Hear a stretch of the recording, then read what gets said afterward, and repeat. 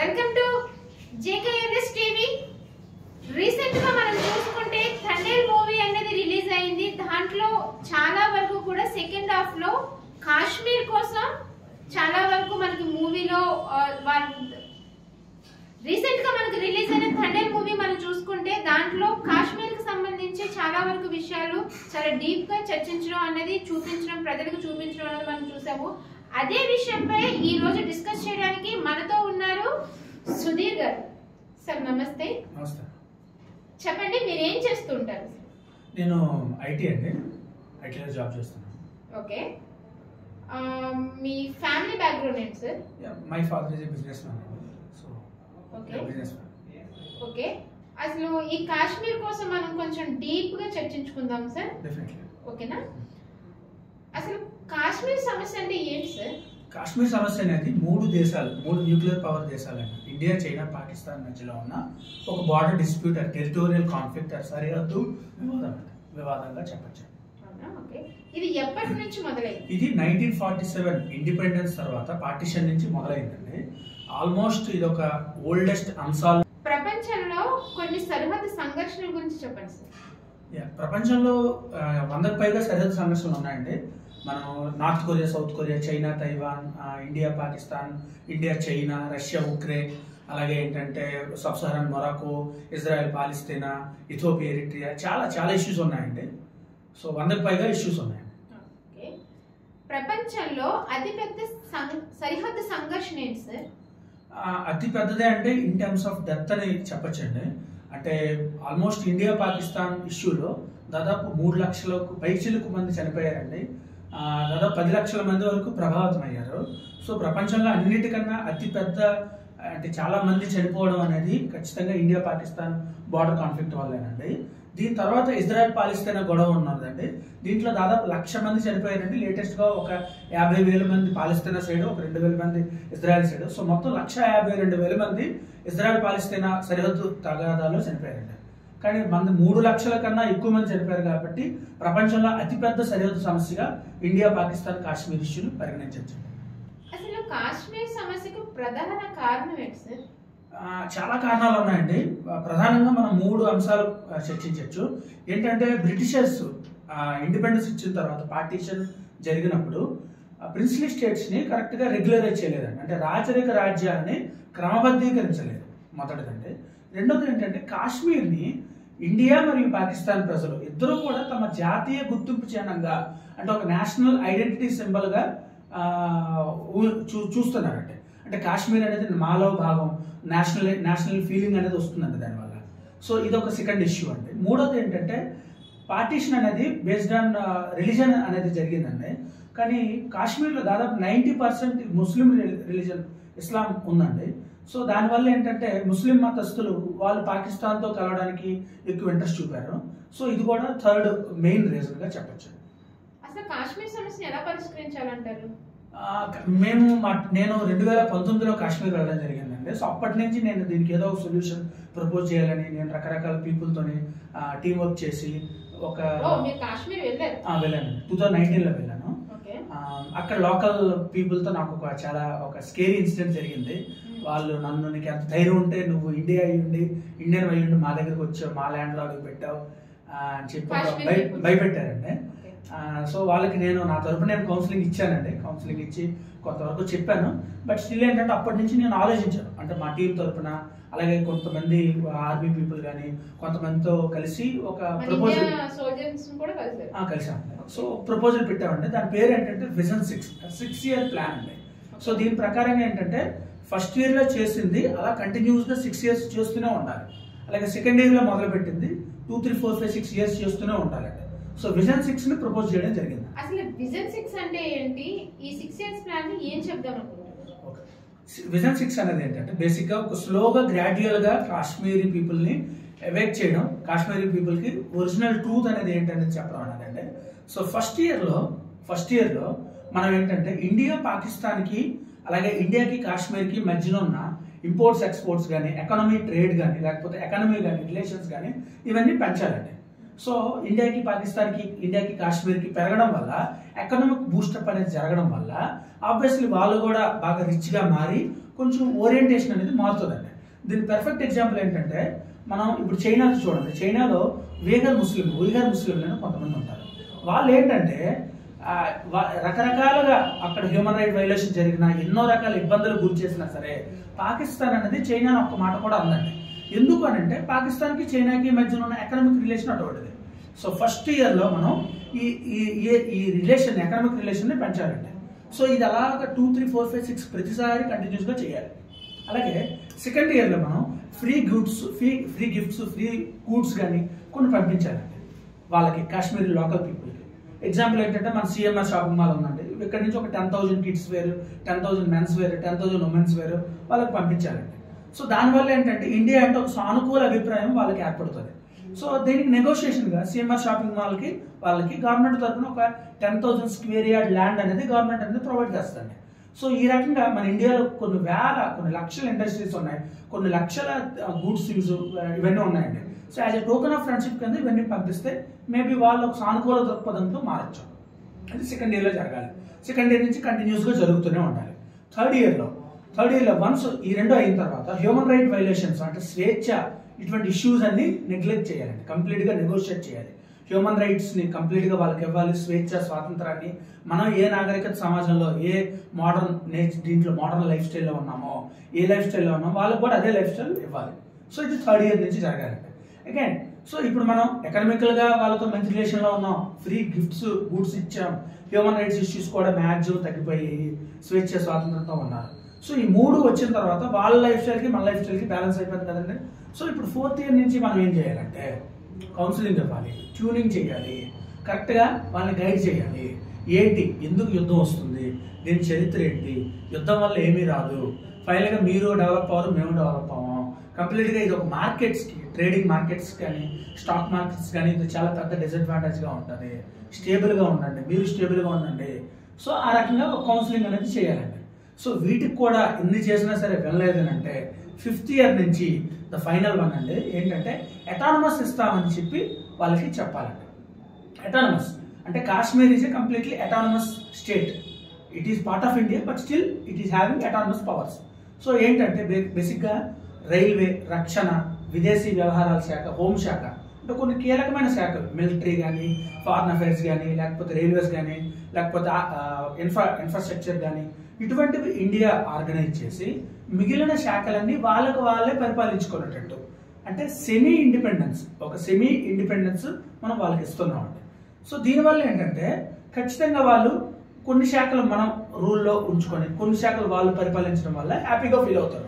దీని perfect example ఏంటంటే బంగ్లాదేశ్ అవతరించక ముందు అవామీ లీగ్ పార్టీ కానీ అట్లాగే ఏంటంటే బంగ్లా ముక్తి బాహన ఆ ఫోర్స్ కానీ, బంగ్లాదేశ్ ఆర్మీ ఫోర్సెస్ కానీ వాళ్ళు ఇవే అడిగారండి పాకిస్తాన్, మీరు ఒక రకమైన ఫారెన్ అఫైర్స్ లేకపోతే మిలిటరీ లేకపోతే ఫైనాన్స్ ఇవి మాత్రమే మీరు చూసుకోండి, మిగిలినవన్నీ మేము చూసుకుంటాం అని అడిగారు వాళ్ళని.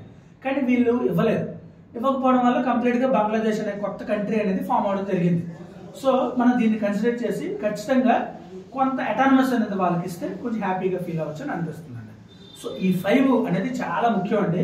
సో ఈ 5 వల్ల అంటే ఈ 5 స్టెప్స్, ఈ విజన్ 5 వల్ల దీనివల్ల కూడా అవ్వలేదంటే విజన్ 6 అనేది ఇంప్లిమెంట్ చేయాలండి. ఇది అవ్వకూడదనే అనుకుంటున్నాం బట్ స్టిల్ ఏంటంటే మరి 5 స్టెప్స్కి వినట్లేదు కాబట్టి కాశ్మీరీ పీపుల్.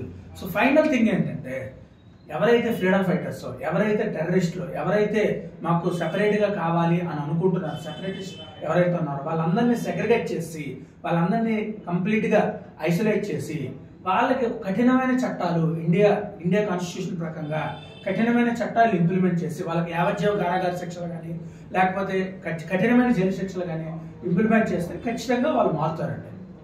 సో ఈ 6 ఇయర్ ప్లాన్ ద్వారా ఖచ్చితంగా ఇప్పుడు ఉన్న సమస్య కొంతలో కొంత అయినా సరే ఎంత కాంప్లికేట్గా ఉండకపోవచ్చు, అట్లీస్ట్ సింపుల్గానే మారచ్చు.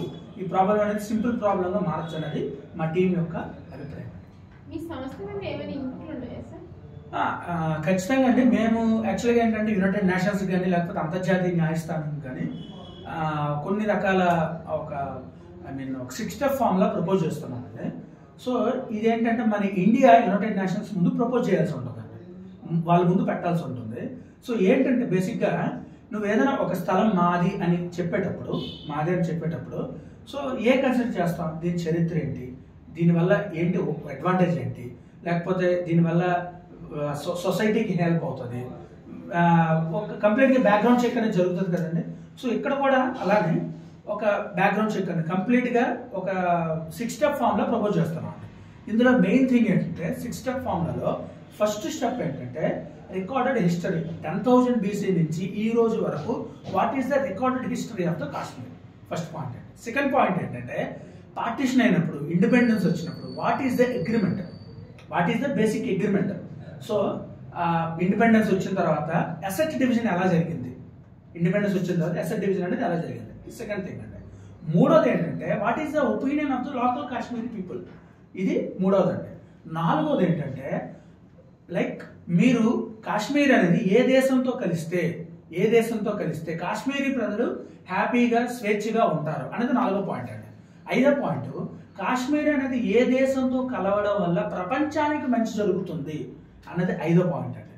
6వ పాయింట్ కాశ్మీర్ని కల్చరల్గా కానీ రిలీజియస్గా కానీ what is the connection of the Kashmir state, Kashmiri land, what is the connection of the Kashmiri land culturally, religiously or maybe like వడికల్ ఒక రకమైన మతపరంగా ఎటువంటి కనెక్షన్ అనేది ఉన్నది అన్నది చూడాలండి.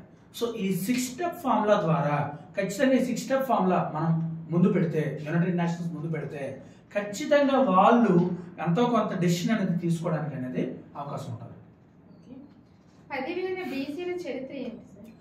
10,000 BC నుంచి జీసస్ పరమాత్ముడు పుట్టినప్పటి వరకు 10,000 BC నుంచి 0 AD వరకు కాశ్మీర్ అనేది సనాతన ధర్మం, అలాగే Indus valley civilization, Harappa Mohenjodaro civilization అండర్లో ఉందండి. నెక్స్ట్ 0 BC నుంచి 600 AD వరకు ఇది మౌర్య రాజులు ఆధీనంలో ఉండేదండి. అట్లాగే 600 నుంచి 1300 వరకు ఆల్మోస్ట్ ఇది గుప్త సామ్రాజ్యం కింద, అలాగే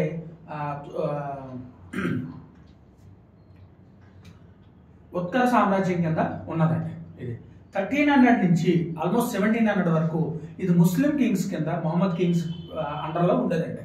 1700 నుంచి కొంతమంది సిక్ కింగ్స్ రూల్ చేశారండి. అట్లాగే ఏంటంటే బ్రిటిషర్స్ రూల్ చేశారు. అలాగే ఇండియా అండర్లో ఉండేదండి. సో స్థల చరిత్ర కంప్లీట్గా చూసుకుంటే దాదాపు 11,000 సంవత్సరాలు ఇది ఇండియా అండర్లోనే, సనాతన ధర్మం అండర్లోనే 11,000 సంవత్సరాలు, ఇండియా బుద్ధిజం సిక్కులు అండర్లోనే 11,000 సంవత్సరాలు ఉందండి. ఓన్లీ కేవలం ఒక 400 సంవత్సరాలు మాత్రమే ముస్లిం అండర్లో ఉందండి. సో రికార్డెడ్ హిస్టరీ పరంగా చూస్తే 95% కాశ్మీర్ అనేది ఇండియాకే చెందుతుంది. లార్జెస్ట్ అగ్రిమెంట్ ఏంటి sir? Like partition, independence, latest agreement partition అయినప్పుడు, ఇండిపెండెన్స్ వచ్చిన తర్వాత పార్టీషన్ అయినప్పుడు రాజా హరిసింగ్ గారు క్లియర్ కట్గా రాశారండి, కాశ్మీరీ ల్యాండ్ అనేది ఖచ్చితంగా ఇండియాకే చెందుతుంది అని క్లియర్ కట్గా అగ్రిమెంట్ రాసి సిగ్నేచర్ చేసి సరెండర్ చేశారండి. సో అగ్రిమెంట్ పరంగా ఖచ్చితంగా ఇండియాకి చెందుతుందండి. ఓకేనా. అలాగే ఏంటంటే ఆస్తులు, అసెట్ డివిజన్ మనం చూసుకుంటే, అంటే ఇప్పుడు ఒక ల్యాండ్ ఉందండి, యునైటెడ్ ఇండియా మొత్తం ల్యాండ్ ఉందండి. ఈ యునైటెడ్ ఇండియాలో హిందువులు, క్రిస్టియన్లు, సిక్కులు, అలాగే బుద్ధులు వీళ్ళకి కొంత పార్ట్ ఇచ్చారు, ముస్లిమ్స్కి కొంత పార్ట్ ఇచ్చారండి. సో వీళ్ళు ఈ 4 మతాలకి కొంత పార్ట్, ముస్లిమ్స్ కొంత పార్ట్ ఇచ్చినప్పుడు the most fertilised agricultural land అనేది అంటే ఇండియా గంగా నది, బ్రహ్మపుత్ర నది, అలాగే సింధు నది పరివాహక ప్రాంతం, అంటే ఈ 3 నదుల యొక్క డెల్టా ప్రాంతం హైయెస్ట్ అగ్రికల్చరల్ ల్యాండ్ అనేది ముస్లింలకు ఇవ్వడం జరిగిందండి. లాహోర్ కానీ, కరాచీ కానీ, చిట్టగాంగ్ కానీ చాలా ఆ టైంకి బాగా డెవలప్ అయిన ప్లేసెస్ అన్ని ముస్లిమ్స్కి ఇవ్వడం జరిగిందండి. ఆ టైంకి అది వదిలేసి మిగిలింది, దాని తర్వాత గోదావరి డెల్టా ప్రాంతం, అట్లాగే గంగానదిలో కొంత పార్ట్ ఆఫ్ గంగానది డెల్టా ప్రాంతం మాత్రమే హిందువులు, క్రిస్టియన్లు, సిక్కులు, బౌద్ధులకి ఇవ్వడం జరిగిందండి. సో ఈ రకమైన ఆస్తు పంపకాలు అసెట్ డివిజన్ ప్రకారంగా చూసుకున్నా సరే ఖచ్చితంగా ఇండియాకి తక్కువే ఇచ్చారండి. అంటే ఈ 4 మతాలకి తక్కువే ఇచ్చారు. దీంతో పాటు అప్పటి కొంతమంది ముస్లిం పెద్దల ఒత్తిడి వల్ల గాంధీజీ గారు కానీ, నెహ్రూ గారు కానీ కొంత అమౌంట్ అనేది దాదాపు 20 lakhs అమౌంట్ అనేది ఇచ్చారండి వాళ్ళకి పార్టీషన్ అయిన తర్వాత. అగైన్ ఆ 20 lakhsతో వాళ్ళు అమ్యునిషన్స్ అన్ని కొనుక్కొని, వెపన్స్ అన్ని కొనుక్కొని తిరిగి యుద్ధానికి వచ్చారండి. సో అది కూడా చాలా వరస్ట్ మూవ్ అనే చెప్పొచ్చు, వరస్ట్ స్ట్రాటజీ అనే చెప్పొచ్చు. సో దీనివల్ల ఏమవుతుందంటే వాళ్ళకి అసెట్ డివిజన్ అప్పుడు వాళ్ళకే ఎక్కువ వెళ్ళింది. అలాగే ఏంటంటే అగ్రిమెంట్ ఏమో మనకు రాసి ఉన్నది. అదైనా కనీసం ఆలోచించి ఆ ముస్లిం దేశాలైన పాకిస్తాన్ మరియు బంగ్లాదేశ్ కొంచెం ఆలోచించి చేస్తే బెటర్. అసలు ఈ ఆస్తుల పంపకాలు ఏంటి సార్? అంటే బేసిక్ ఇండిపెండెన్స్ వచ్చిన తర్వాత పార్టీషన్ అవుతారని డిసైడ్ అయ్యారండి. సో పార్టీషన్ అయినప్పుడు మరి ఎట్లా వాళ్ళకి ముస్లిమ్స్కి సెపరేట్ కంట్రీ కావాలన్నారు, ఇచ్చారు సెపరేట్ కంట్రీ. ఇచ్చినప్పుడు వాళ్ళకే ఎక్కువ అసెట్ అనేది వెళ్ళిందండి. అగైన్ ఇండియా అనేది హిందూ రాజ్యం కింద ఇక్కడ వాళ్ళు ఏమనుకున్నారంటే మతం కాదు ముఖ్యం, ఇక్కడ ఏంటంటే ఒక రకమైన డెమోక్రసీ ఉండాలి, ప్రజాస్వామ్యం ఉండాలి అని చెప్పి అంబేద్కర్ గారు కానీ రాజ్యాంగ రాయిస్తాయి విధానం కానీ లేకపోతే అక్కడ నెహ్రూ గారు కానీ పటేల్ గారు కానీ సో ఈ రకంగా మనది ఏంటంటే ఒక ప్రజాస్వామిక బద్ధంగా మన కంట్రీ ఫామ్ అయిందండి. వాళ్ళకి కంప్లీట్గా మతం ఆధారంగా ఫామ్ అయిందండి.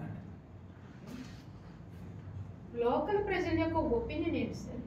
ఖచ్చితంగా అండి. ఇక్కడ జమ్మూ అండ్ కాశ్మీర్ తీసుకుంటే జమ్మూలో 10 జిల్లాలు ఉన్నాయండి, కాశ్మీర్లో 10 జిల్లాలు ఉన్నాయి. జమ్మూ, కతువా, ఉదంపూర్, పూంచ్ ఇలా దాదాపు జమ్మూలో 10 జిల్లాలు ఉంటే 10కి 10 ఇండియా వైపే ఉంటాయి. ఐ మీన్ వాళ్ళు ఇండియాకే సపోర్ట్ చేస్తారండి. మరి వర్స్ట్ సిచ్యువేషన్లో చూసుకున్న 9 డిస్ట్రిక్ట్స్ అయితే పక్కాగా ఇండియాకి సపోర్ట్ చేస్తాయండి. ఒక డిస్ట్రిక్ట్ మాత్రమే పాకిస్తాన్కి సపోర్ట్ చేయొచ్చండి. కాశ్మీర్ విషయానికి వస్తే కాశ్మీర్లో 10 జిల్లాలో అనంతనాగ్ కానీ లేకపోతే బారాముల్లా కానీ లేకపోతే పుల్వామా కానీ కుప్వారా కానీ పుల్వామా దాడిలో మీరు వినే ఉంటారు, పుల్వామా కానీ నెక్స్ట్ ఏంటంటే కాశ్మీర్ శ్రీనగర్ కానీ. సో ఈ జిల్లాలు అనంతనాగ్, బారాముల్లా, శ్రీనగర్, పుల్వామా, కుప్వారా ఇవన్నీ 6 జిల్లాలు అంటే 10లో 6 జిల్లాలు పాకిస్తాన్తో ఉంటున్నాము అని చెప్పారండి. అంటే మెజారిటీ 6 అనేది ఖచ్చితంగా పాకిస్తాన్తోనే మెర్జ్ అవ్వడం అనేది వాళ్ళకి ఇష్టం అండి. So local people opinion consider చేస్తే జమ్మూలో ఉన్న 10 అలాగే కాశ్మీర్లో ఉన్న 14 డిస్ట్రిక్ట్స్ అనేది ఇండియాకి సపోర్టివ్గా ఉంటాయండి. ఓన్లీ 6 డిస్ట్రిక్ట్స్ మాత్రమే పాకిస్తాన్కి సపోర్టివ్గా ఉంటాయండి. సో దీని పరంగా చూసుకున్నా సరే ఖచ్చితంగా జమ్మూ అండ్ కాశ్మీర్ అనేది ఇండియాతో ఉండడం అనేది ముఖ్యమండి. సుధీర్ గారు, ఏ దేశంతో కలవడం జమ్మూ కాశ్మీర్ ప్రజలకి ప్రపంచానికి మంచిదంటారు సార్?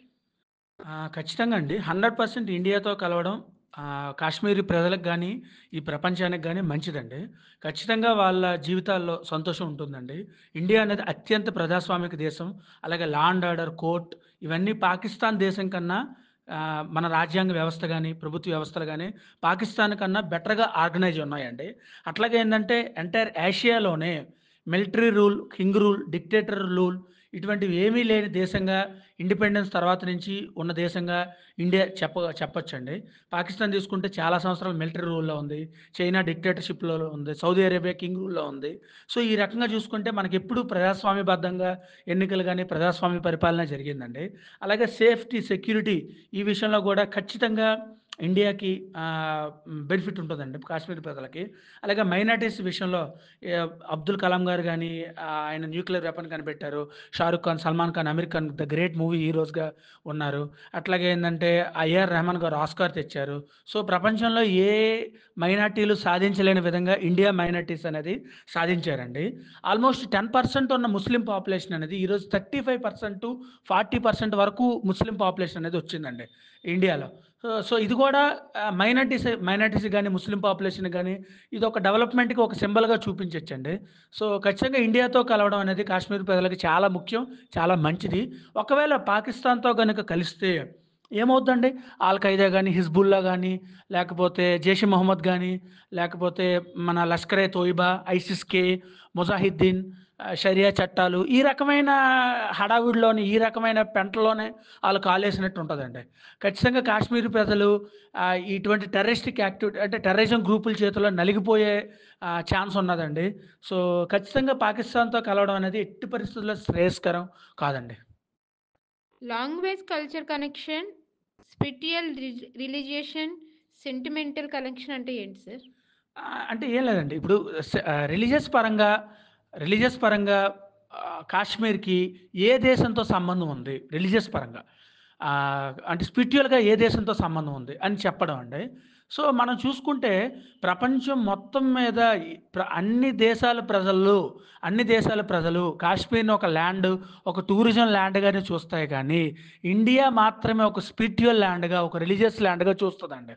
ఇప్పుడు ఇప్పుడు ముస్లింలకి పవిత్రమైన ప్లేస్ ఏదంటే మక్కా, మదీనా అంటారండి. క్రిస్టియన్‌కి పవిత్రమైన ప్లేస్ ఏందంటే జెరూసలేం అంటారండి. అలాగే జ్యూస్‌కి పవిత్రమైన ప్లేస్ ఏందంటే జెరూసలేం ఇజ్రాయెల్ అంటారండి. సో, ఇక్కడేంటంటే కానీ ఇండియా ఒక్కటే. అంటే బౌద్ధులు గాని, హిందూస్ గాని, సిక్కులు గాని వీళ్ళు మాత్రమే కాశ్మీర్‌ని చాలా పవిత్రంగా చూస్తారండి. మహాయాన బౌద్ధ మతం అనేది కనిష్కుడు ఇక్కడ స్థాపించారండి. అంటే ముస్లిమ్స్‌లో మనకి సున్నీ, షియాలు ఎలా డివైడ్ అయ్యారో ఇక్కడ మహాయాన బౌద్ధులనేది అక్కడ డివైడ్ అయ్యారండి. సో, మహాయాన బౌద్ధ మతాన్ని చాలా ముఖ్యమండి బౌద్ధులకి. అలాగే సిక్కులకు కూడా ఇది చాలా పవిత్రం. అలాగే హిందువుల విషయానికొస్తే ఆహ్, స్ ఒక్క నిమిషం.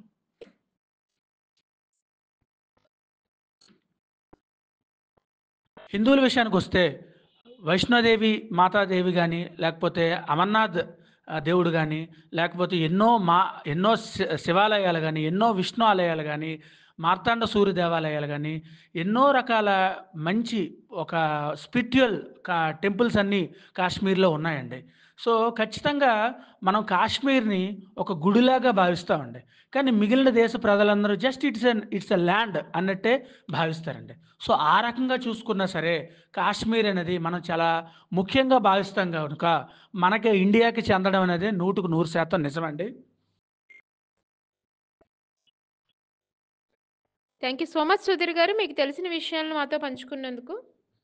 థ్యాంక్ యూ అండి. మీడియా ద్వారా ఈ అవకాశం ఇచ్చినందుకు థ్యాంక్ యూ. అలాగే చివరగా నేను కాశ్మీర్ ప్రజలకి చేతులెత్తి నమస్కరించి నేను చెప్పేదేంటంటే, ఆహ్, మీరు దయచేసి స్వాతంత్ర ఉద్యమాన్ని ఆపండి. ఈ టెర్రరిస్టిక్ యాక్టివిటీస్‌ని ఆపండి. దయచేసి ఇండియాతో కలవండి. మీరు ఖచ్చితంగా మంచి ఆర్థికంగా గానీ, సామాజికంగా గానీ డెవలప్ అవుతారు. ఇండియా అనేది లార్జెస్ట్ డెమోక్రటిక్ కంట్రీ అండి. ఇండియా అనేది హిందూ మతానికి సంబంధించిన రాజ్యం కాదు. ఇందులో అన్ని మతాలు, అన్ని సంస్కృతులు, అన్ని భాషలు ఉన్నాయి. ఇండియాలో హిందువులు, ముస్లింలు, క్రిస్టియన్లు, బుద్ధులు, అట్లాగే సిక్కులు, జైనులు, పార్సీలు అలా చాలా రకాల మతాలు, చాలా రకాల కల్చర్స్ ఇందులో ఉన్నాయండి. సో, దయచేసి ఇండియాతో కలిసి ఈ యుద్ధాన్ని ఆపి శాంతిని స్థాపిస్తారని మనస్ఫూర్తిగా కోరుకుంటున్నాం. జై హింద్.